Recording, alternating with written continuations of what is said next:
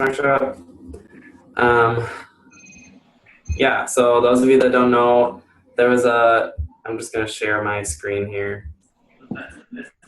There was a call about getting 59 successful points through internet marketing, and I paid attention and took a lot of notes. So I just want to share them with you guys because I think they're really beneficial and we could all learn from them.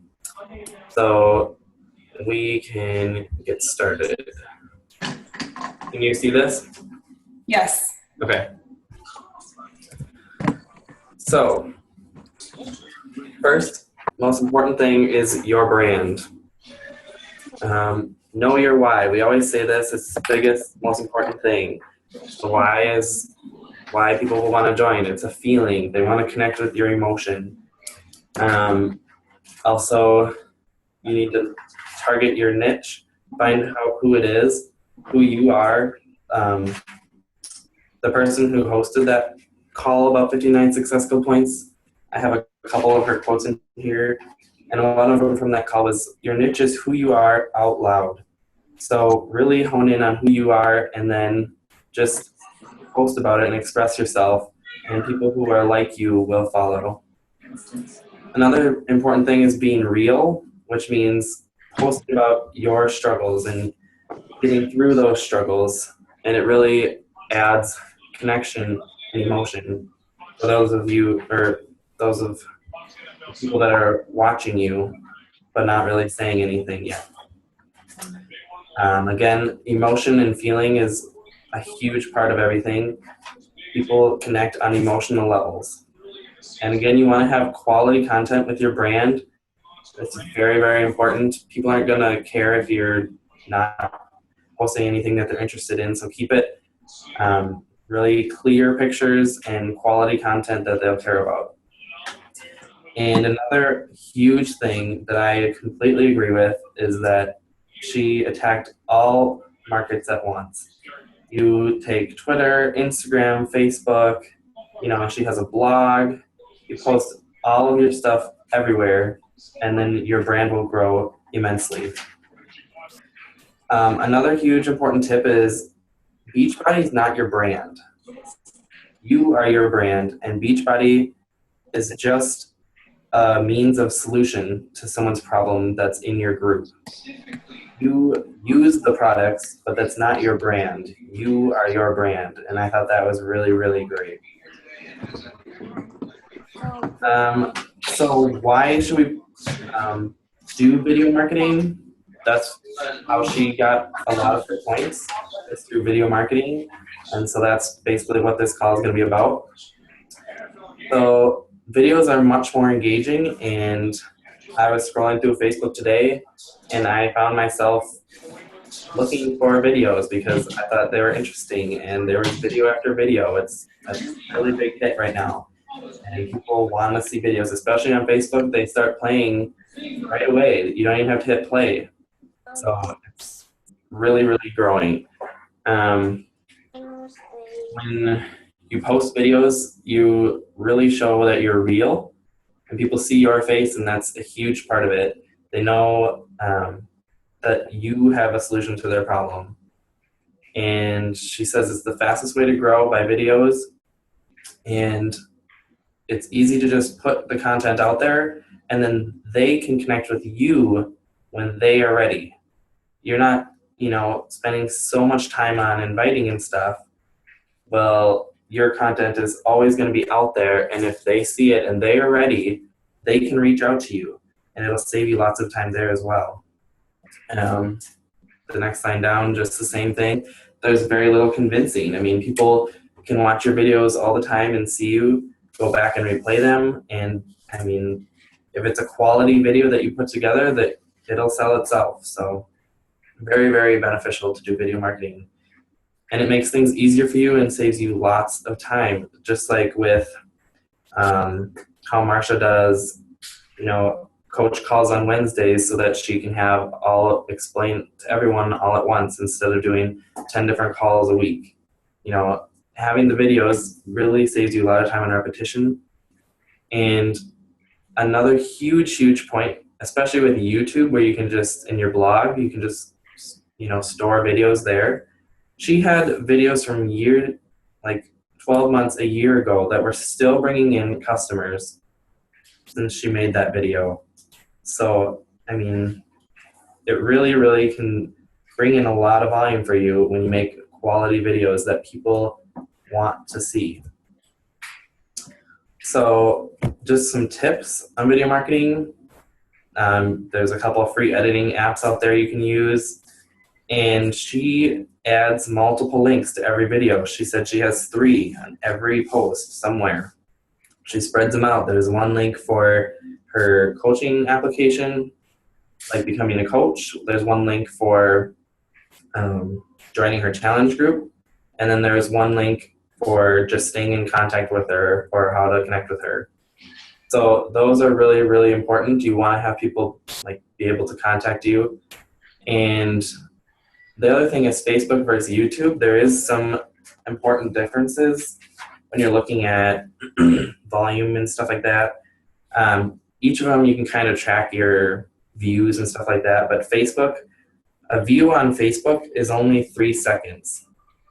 So that's very, very important to know for viewing, especially with Facebook. It plays automatically. Nobody has to hit play. They're just scrolling through and it starts playing. So you want to really make the first few seconds interesting and catch their attention, especially the title, and maybe throw a tip in, or wait for minute 2:24 or something to see this. But even that's a really long video. That's too long. You should be putting it on Facebook. People want something short and quick.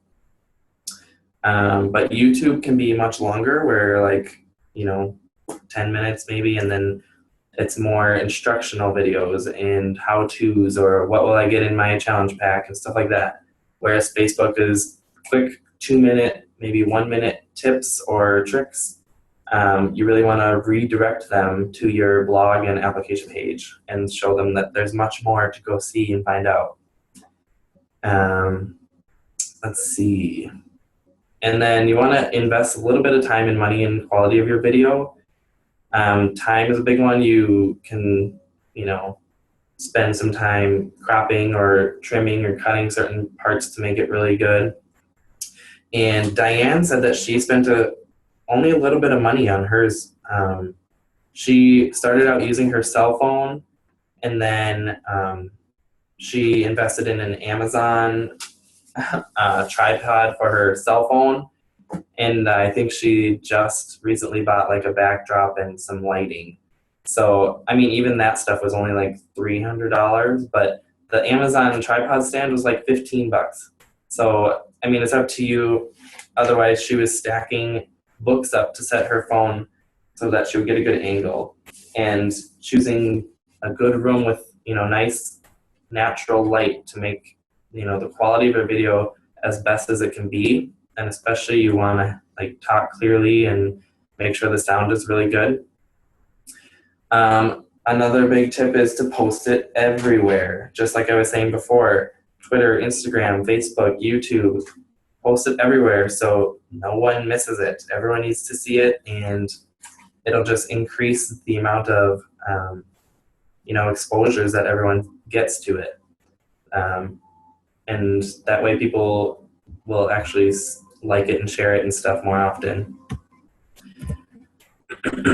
And what you're probably wondering is, well, okay, what do I make videos about? Well, some tips from her that I wrote down are to make videos about frequently asked questions. Anything that people like, price objections, or things like that. Or you could make videos about just questions about health in general. Like she made a video about, why do I get a headache my first couple of days on Shakeology, or things that people want to know. And then that will also save you lots of time on repetition, like I said.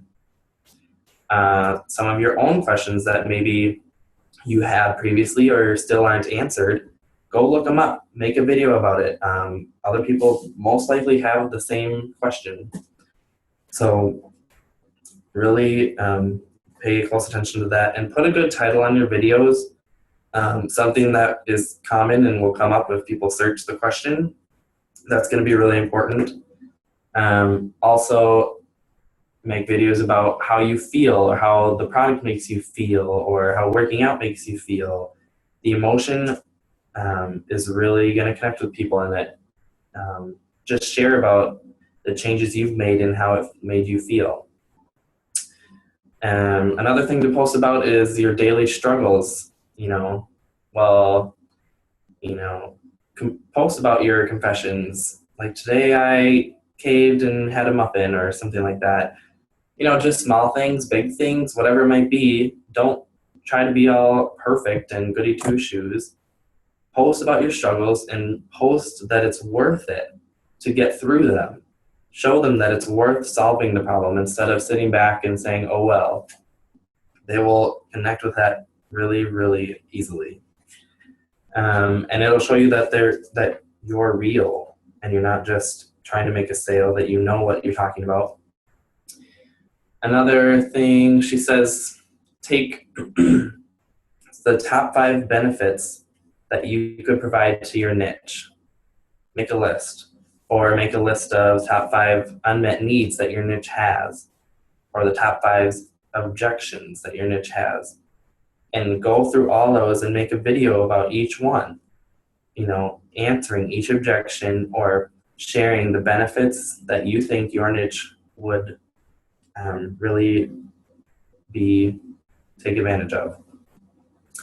Make your videos instructional, like YouTube ones, or a short tutorial on how to do things. She made a lot of them.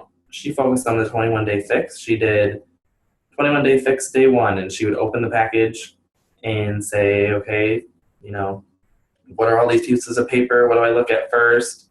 And where to get started and how to use everything in the box. Then she made a 21-day fix day 2. What should I start with? How are the meals going? And then she made a 21-day fix day 3.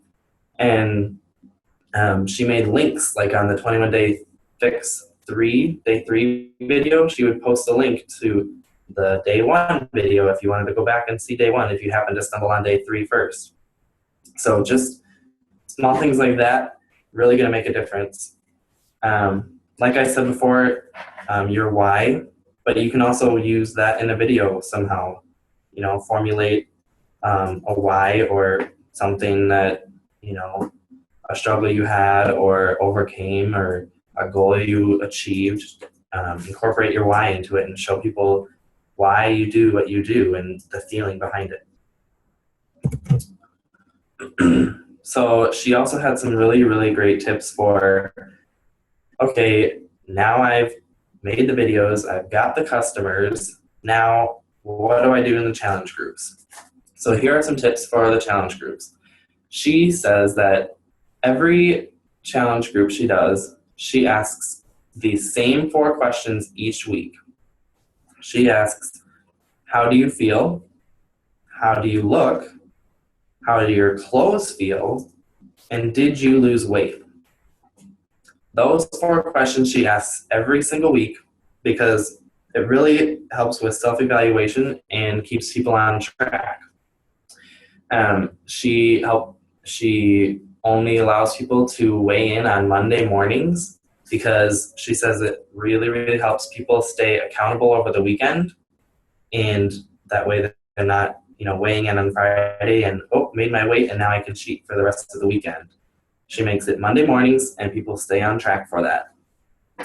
And the reason she asks those 4 questions, like I said, they're all slightly related to different things. So she says that if someone, didn't lose weight or did, possibly gain weight, because, if you're gaining muscle, you're not necessarily losing a lot of weight.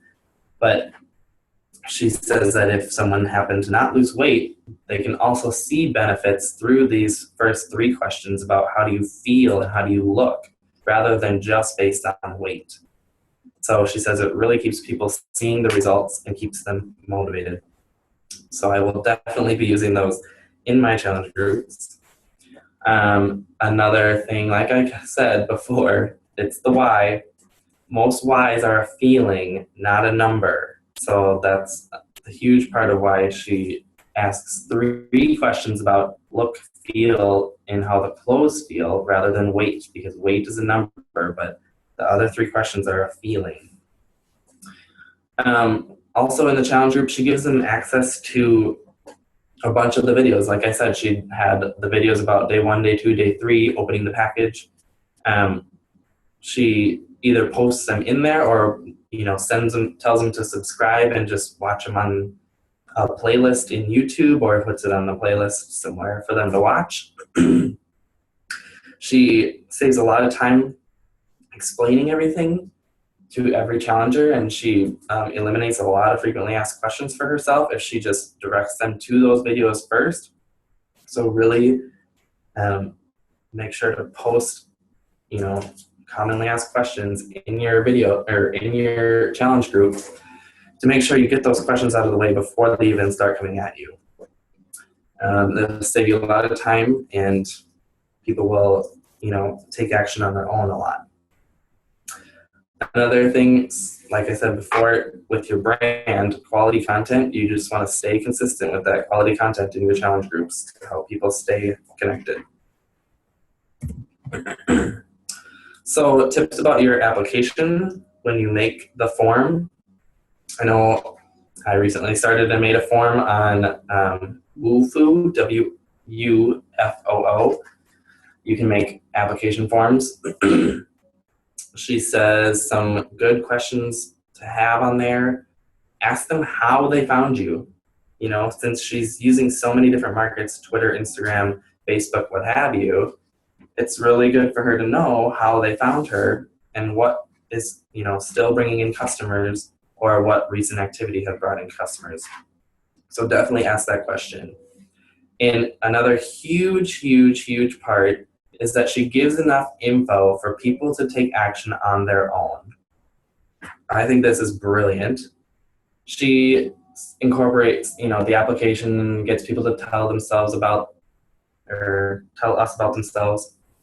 And then she gives them information about taking action on their own. She said she has customers, she wakes up in the morning some days and she says she has extra success points or new coaches that she hasn't even talked to yet, because those people just went and did it on their own, that they were so ready to go.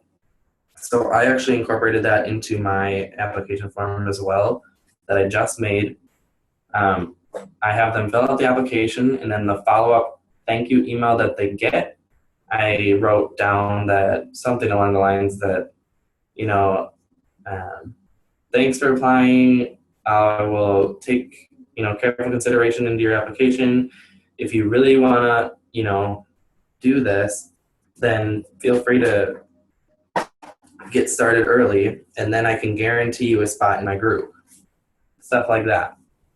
It's really going to be useful for you. Ask for their name. She said she asked for their Facebook URL, which might be beneficial as well. But I think that you can probably find most people on Facebook just with their name. She says she sends a personalized thank you email and asks if they have a coach, which is really important as well, because if you don't ask, then you might still be working with them and here they already have a coach. So, and you definitely want to make the connection with the thank you email and stuff like that. So good tips there. She always asks for a textable phone number, just because people are more likely to reply faster and have notifications on about text messages rather than, emails or Facebook and stuff like that. She says to always get on the phone and give them a warm greeting. After every application, she calls them and thanks them for applying and, makes them feel at home.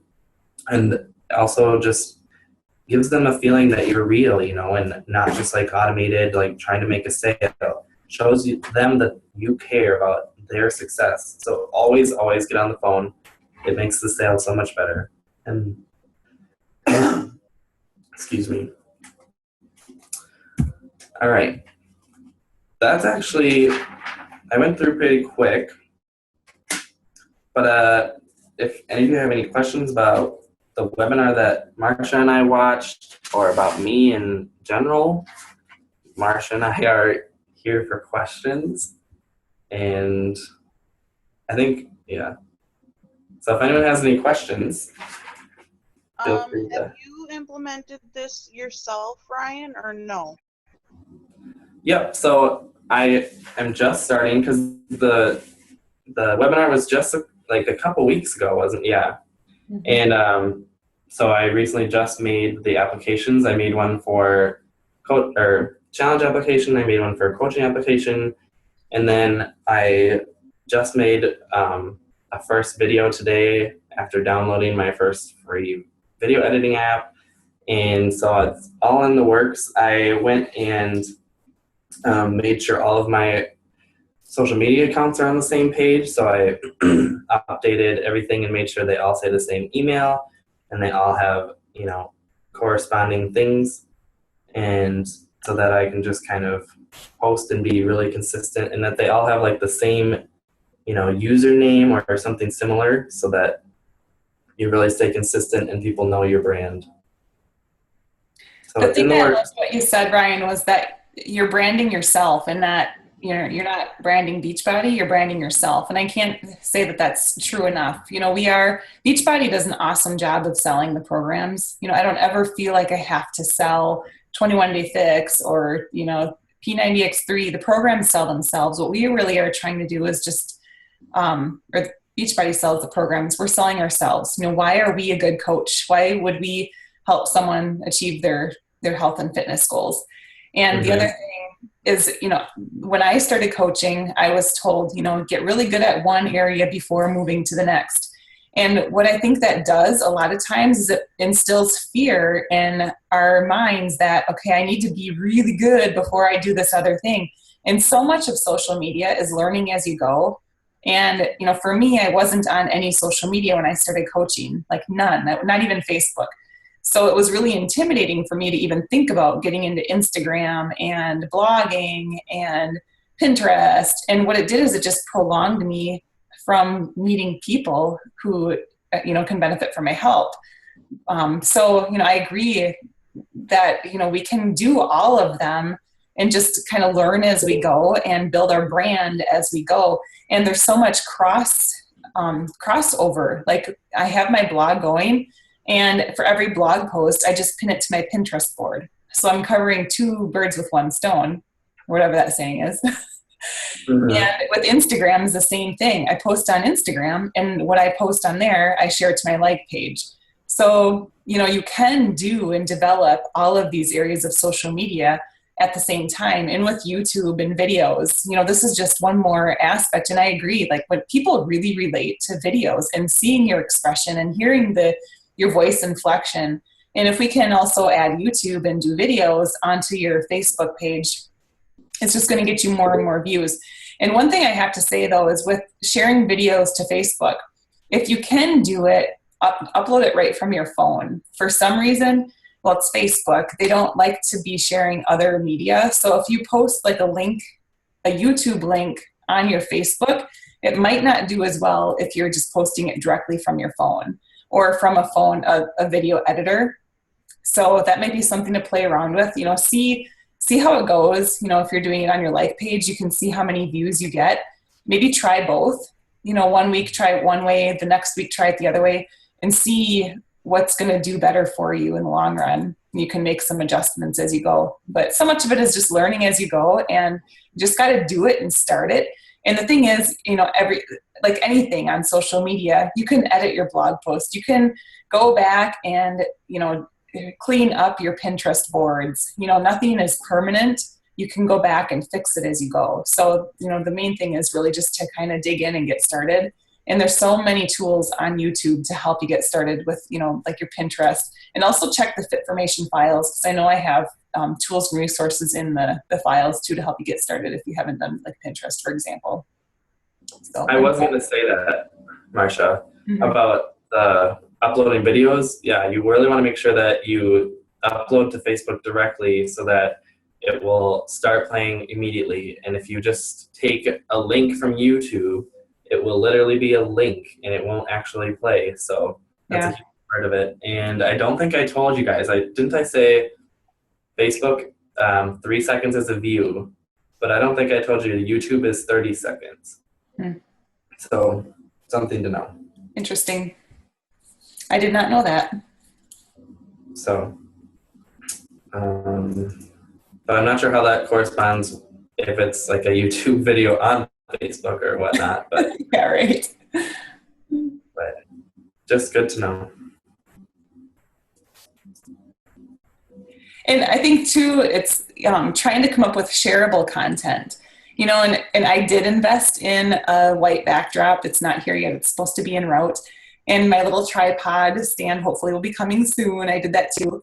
I think mine was like $20 or something. So there's a lot of different options that you have. Mine's a selfie stick, and then it has the tripod bottom that you can add on. So I didn't have a selfie stick before now, so I don't know. My kids are going to be pretty excited about that. And the lighting too, I mean, it was really affordable. I was quite surprised. So I got a backdrop with the stand, and then lighting, and it all came as a kit. I want to say it was like, I don't know, $30 for the lighting and the stand, and then my backdrop was only $15. I mean, it was very, very affordable. So on Amazon. Yeah. And if you guys want any more information about it, I mean, definitely go check her out. It's Diane Parham.